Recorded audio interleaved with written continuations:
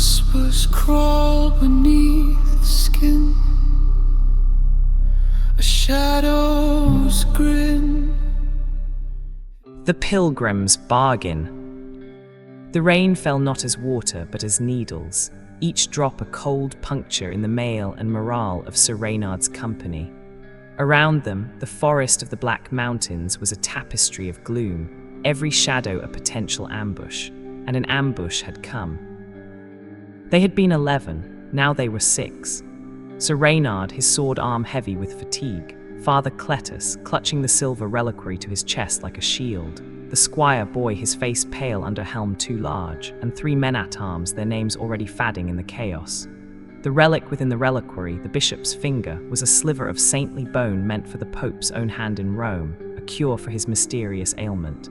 It was to have been their salvation, their ticket to glory. Now it felt like a curse.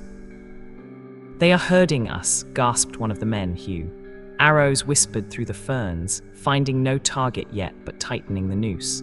Their pursuers were brigands, or worse, mercenaries paid to intercept the holy cargo. They moved through the trees with a grim silence more terrifying than any war cry. There, Father Cletus pointed a trembling finger, a darker blot against the murk, a ruin of stone topped by a sagging wooden roof, a chapel, or what was left of one. Sanctuary. It was not sanctuary, but it was cover. They stumbled through a gap where a door had been, into a space smelling of wet earth, decay, and old, cold incense. Light seeped through holes in the roof, illuminating floating dust and despair. The altar was a shattered slab. The windows were empty eyes. In a niche, untouched by the collapse that had claimed the rest, stood an idol. It was roughly hewn from a granite so dark it drank the light. It was neither man nor beast, but something in between, a hunched figure with long arms and a bulbous, featureless head. No eyes, no mouth, just the smooth impression of a face. It was profoundly old, a thing from before the roads, before the kings, before the cross. The air around it was still and thick.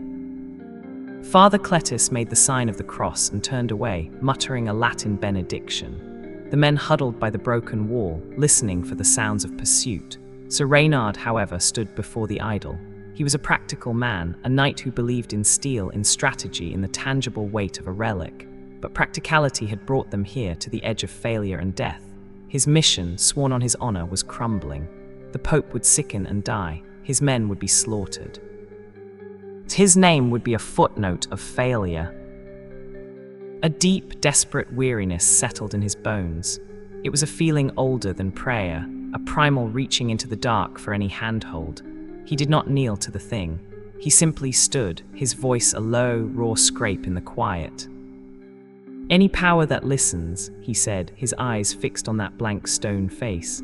"We are spent. Our cause is just, but our strength is gone. I do not ask for myself. I ask for the success of this holy task. Get us and this relic safely to Rome." He swallowed, the words tasting of ash and finality. "And for that, I offer anything." The silence that followed was absolute. No divine light, no thunderous voice. Only the distant drip of water and the ragged breathing of his men. He felt foolish and then numb. He turned away. The night passed in fitful watches. No attack came. As the first grey light of dawn bled into the chapel, Hugh, on guard, let out a choked sound. "Sir, you need to see this." Outside in the mist-shrouded clearing, their pursuers lay dead. Not cut down in battle, but twisted in postures of terminal horror. Their weapons were unused.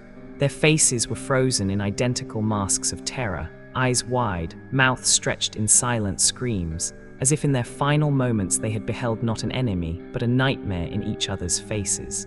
There was no mark on them. A profound, unsettling ease settled over the remainder of their journey. The weather turned fair. Game presented itself readily. The mountain passes, notorious for rockfalls and bandits, seemed to open before them. The men, at first wary, began to accept it as a blessing, a reward for their perseverance. A miracle. Only Reynard felt the cold seed of doubt in his gut. He remembered the featureless idol and his words, anything. The first payment came a week later. They were in a tavern, a rare night under a solid roof. Father Cletus, a man whose heart was as soft as his body was round, was known for his kindness. A local woman approached, her face drawn with worry, cradling a listless child. "Please, Father," she implored, "a blessing for my boy. He does not wake properly." The company expected the chaplain to gather the woman's hands, to offer gentle words, to pray with fervent compassion. Father Cletus looked at the child, then at the woman. His face, usually so mobile with feeling, was still. "The Lord's will is inscrutable," he said, his voice flat. "Pray to him." He turned back to his broth. The woman staggered back as if struck. The men stared. It was not callousness. It was as if the very concept of compassion had been surgically removed from him. The chaplain ate his soup, and where his kindness had resided, there was now only a polite, hollow space. The second payment was more obvious. The squire boy was a terrible liar. His freckled face betrayed every thought. He was known for it. After fording a river, Hugh joked that Boy had fallen in because he was eyeing a water nymph. Boy, dripping and shivering, replied, "I saw her. She had green hair and promised me a kiss." His tone was earnest, his face blank. He then proceeded to describe the nymph in elaborate, convincing detail, then swore he had found a gold coin in the mud, then claimed he heard Reynard call him a true knight. All lies, effortless and fluid, one after another. It was not mischievous. It was a compulsion. The honesty that had defined him was gone, leaving a gap that was now filled with a ceaseless, inventive falsehood. Reynard began to watch his men like a hawk. He saw Hugh, once cautiously brave, now take reckless, stupid risks. His prudence vanished. Another man, a cheerful fellow who always led a song, now marched in silence, his good humor erased. Then came the memories. Reynard woke from a dream of his wife, Ilara. In the dream, they were in their garden at home. He could smell the lavender, feel the sun, but her face was a blur, a smudge of light where her features should be. He shook it off as the vagueness of dreams. But later, trying to recall her to comfort himself on the lonely road, he could not. He could remember the sound of her laughter, the feel of her hand, the color of her favorite dress. But her face, the specific arrangement of eyes, nose, and smile that was uniquely her, was gone. It was not forgotten. It was erased, as if lifted cleanly from the canvas of his mind. A cold terror seized him. He confronted Father Cletus. "Father, do you remember your mother's face?" The chaplain frowned, an effort of intellect, not emotion. "I recall she was kind. I remember she sang. Her face," the frown deepened into confusion, then a blank, placid acceptance. "No, I do not." Reynard checked the relic. The bishop's finger, nestled in its velvet, seemed normal, but the silver reliquary, it felt warmer than it should. And when he looked closely, the intricate filigree seemed to shift subtly, the patterns now resembling not vines and saints, but twisting, grasping tendrils. That night under a half-moon, he slipped away from the camp and looked back. His men sat around the fire, but their movements were off. They ate in unison. They turned their heads at the same time. The firelight played on their features, and for a chilling moment, their faces seemed less distinct, softened at the edges, as if a sculptor had begun to smooth away their individuality. He knew then the source. He rode back the way they had come, a desperate, foolish hope of finding the chapel. He could not. The forest seemed rearranged. But in his saddlebag, wrapped in a cloth, was a small, crude sketch he had made of the idol the morning they left, a soldier's habit of knotting landmarks. He unfolded it now. The drawing showed the featureless head, but as he stared, the moonlight catching the paper, he saw what he had not consciously drawn before. At the corner of where a mouth might be, the stone was not smooth. There was the faintest, most subtle upward curve, a smug, nascent smile. The bargain was an exchange, their human qualities for the entity's protection, and it was collecting. The descent accelerated as the walls of Rome grew from specks on the horizon to a distant, hazy band of stone. The changes were no longer internal. First, it was the voices. Hugh's gravelly baritone and Boy's youthful chirp began to converge. Their speech lost its cadence, its regional color, becoming a flat, monotone recitation. Yes, Sir Reynard. No, Sir Reynard. They sounded like imperfect copies of each other. Then the faces. It was not a violent melting, but a gentle fading. The scar on Hugh's cheekbone seemed to shrink, then vanish. Boy's freckles blurred and disappeared. Father Cletus's jowls seemed to tighten, his expressive eyebrows becoming less pronounced. Day by day, their features became less specific, more generically human. It was like watching portraits slowly dissolve in the rain. The horror was in the silence of it. The men did not scream, they did not notice. As each virtue, each memory, each line of character was taken, the space it left was simply quieted. They became placid, obedient, and utterly vacant. They marched in perfect step, a grim, synchronized parade. The reliquary now glowed with a constant, sickly greenish light from its seams, pulsing softly like a slow, hungry heart. Reynard understood. The entity was not just taking payment, it was homogenizing them. It was stripping away the chaff of their individuality, their souls, to feed the relic, its conduit into the heart of Christendom. Their humanity was the fuel for its own blasphemous ascension. Reynard alone was spared the physical dissolution. The one who made the bargain retained a shred of self, a cruel joke so he could witness the transaction to its end. He fought it. He shouted their names, told stories of their homes, forced them to look at their reflections in streams.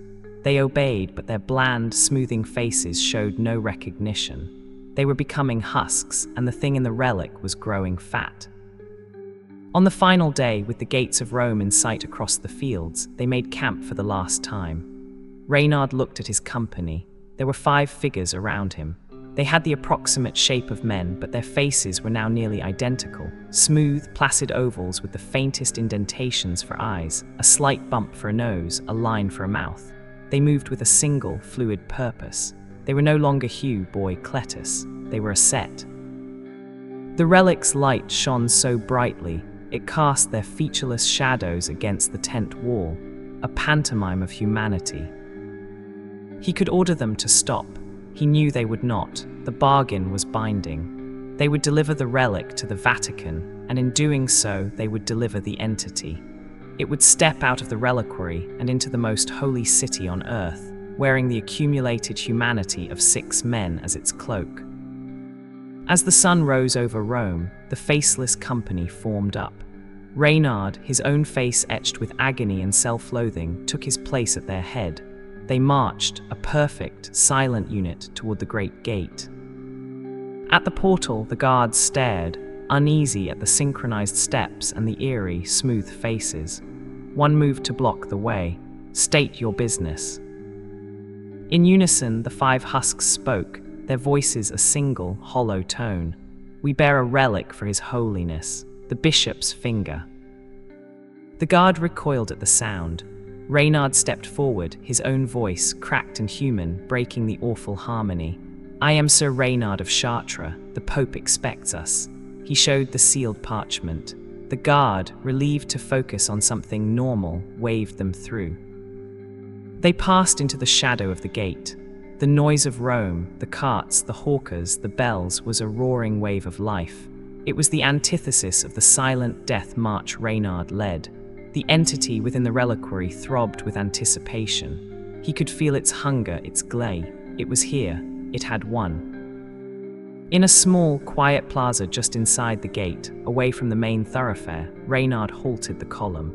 He turned to face them, his back to a wall covered in faded saints. The 5 stood, waiting. He looked at their blank faces, and he saw in his mind's eye the men they had been, the brave, the kind, the honest, the cheerful. He had offered anything for success. He had not known the cost would be paid from their souls. He could not take back the bargain. His sword was useless. His prayers to God felt unheard, or perhaps answered in the most terrible way, by the thing that had listened first. Then a final, desperate idea kindled, a knight's tactic, a sacrifice play. He addressed the air, the pulsing reliquary, the forgotten god that had hitchhiked on a prayer. "You have them," he said, his voice steady now. "You have their virtues, their memories, their faces. You have your passage to Rome.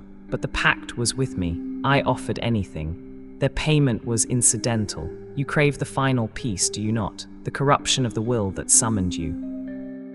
The reliquary's pulse quickened. The faceless men tilted their heads in unison. You cannot truly take this city with stolen life, Reynard continued, the plan crystallizing as he spoke. You need a vessel that comes willingly, a knight's surrender, his choice. He drew himself up, the last vestige of Sir Reynard of Chartres. So I make a new bargain, restore them, wipe their minds of this horror, return to them what you have taken. Make them whole, confused but human at this gate, and in exchange. He took a step toward the lead husk, reaching out. He did not touch its face. You take me, completely. You make me your perfect vessel, your final husk. My will, my choice, shall be the key that turns in the lock of this city, but you must let them go. Now. The silence that followed was deeper than the absence of sound. It was a listening silence, a calculating one. The entity desired the corruption of a holy mission, the perversion of a knight's oath, more than mere consumption. Reynard's offer was a more potent, more delicious poison. The reliquary flared, a blinding emerald flash that filled the plaza. Reynard screamed as he felt not a removal, but an invasion.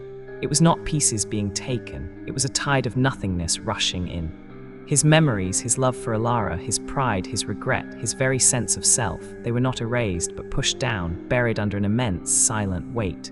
He felt his face grow cool, then numb, the skin tightening, his features dissolving like sand under a wave. Across from him, the 5 husks shuddered. Color returned to their skin in a rush. Features erupted from the smooth clay of their faces. Hugh's scar, Boy's freckles, Father Cletus's jowls. Their eyes blinked, filled with confusion, then alarm. They stumbled, clutching their heads as a torrent of regained memories, both good and terrible, flooded back. Hugh looked around, wild-eyed. The ambush, the chapel, what? Father Cletus saw the woman with the sick child in his mind and wept, his compassion a raw, returning wound.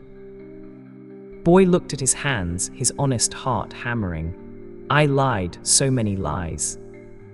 They saw Sir Reynard standing before them, but he was no longer Sir Reynard. His armor was the same, his posture was straight, but where his face had been was now a smooth, polished stone mask, featureless and dark, mirroring the forgotten idol in the mountain ruin. From within the 2 slight depressions where eyes should be, a faint emerald light glimmered. In his hands he held the reliquary. Its light was dead, inert, just a box of silver and bone. The entity was not in it, it was in him. The Reynard thing tilted its stone head. It did not speak. It simply turned and began to walk, not deeper into Rome, but back the way they had come, toward the gate, away from the holy city. The compulsion that had bound the men was broken. They were free, whole, and terrified. Father Cletus, understanding dawning through his tears, made the sign of the cross. He took it upon himself, he whispered. He led it away. The company, now human and fractured, delivered the inert relic to the Vatican. They told a story of brigands, of miracles, and of Sir Reynard's final, heroic sacrifice against a great evil at the gates of Rome. They were believed, honored, and sent home with blessings. The Pope's health in time improved. But the story did not end.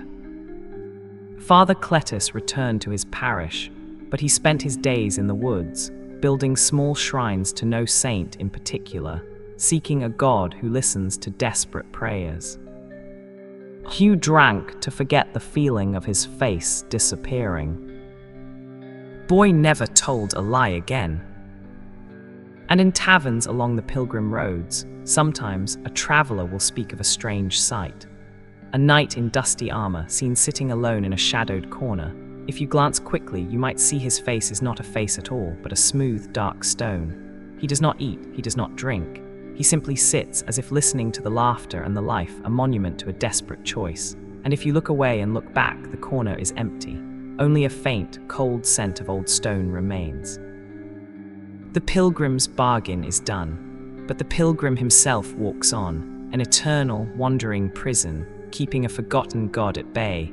one step away from the holy places forever. Show